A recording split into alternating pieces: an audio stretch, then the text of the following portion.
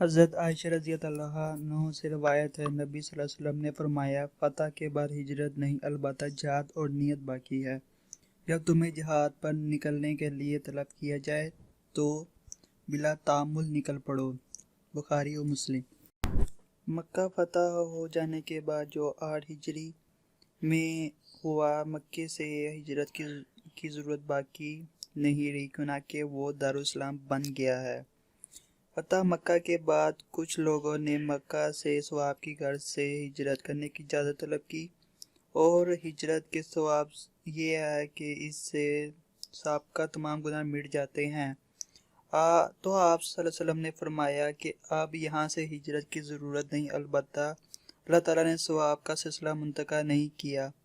اگر کوئی شخص یہی ثواب لینا چاہتا ہے تو وہ حسن نیت سے، یعنی اگر ضرورت پڑی تو ہجرت کروں گا اور جہاد کر کے یہ ثواب حاصل کر سکتا ہے۔ جب کوئی ملک یا علاقہ دارالاسلام قرار پا جائے تو وہاں سے کسی اور علاقے کی طرف ہجرت کرنا ضروری نہیں، البتہ وہ علاقہ جو دارالکفر ہے اور وہاں دین پر عمل کرنا یا اس پر قائم رہنا مشکل ہے تو ایسے علاقے سے ہجرت کرنا واجب ہے۔ یہ بھی معلوم ہوا کہ جب کسی اسلامی ملک سے یا کسی دوسرے اسلامی ملک سے ہجرت کر کے جانا ضروری نہیں ہے تو پھر ایسے اسلامی ملک کو چھوڑ کر بلا کافر میں جا کر اس لیے مستقل رہائش اختیار کرنا کہ وہاں دولت کی ریل پل اور تمام دانی سہولتوں کی فراوانی ہے تو شرطیاً اس کی اجازت نہیں ہے، جس میں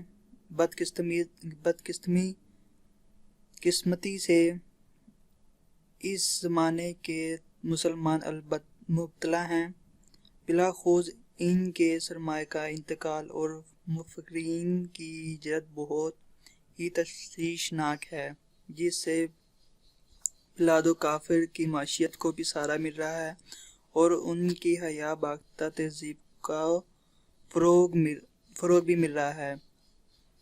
ایک مسلمان کے دل میں جہاد کا جذبہ اور ارادہ موجود رہنا چاہیے اور اس کے لیے ہر ممکن تیاری بھی، تاکہ جب بھی اسے جہاد کے لیے بلایا جائے تو فوراً اس پر لبیک کہہ سکے۔ یاد رہے، جس شخص نے نہ جہاد کیا اور نہ کبھی اس کے دل میں جہاد کی تڑپ اور ارادہ پیدا ہوا اور اسی طرح مر گیا تو وہ نفاق کے شعبے پر مرا۔ Subscribe to our channel by clicking the subscribe button. Click the bell button and enjoy the latest uploads from our channel. Subscribe to our Careful, still there.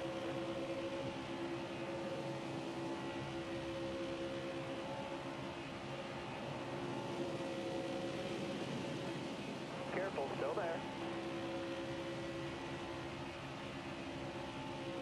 Outside, outside.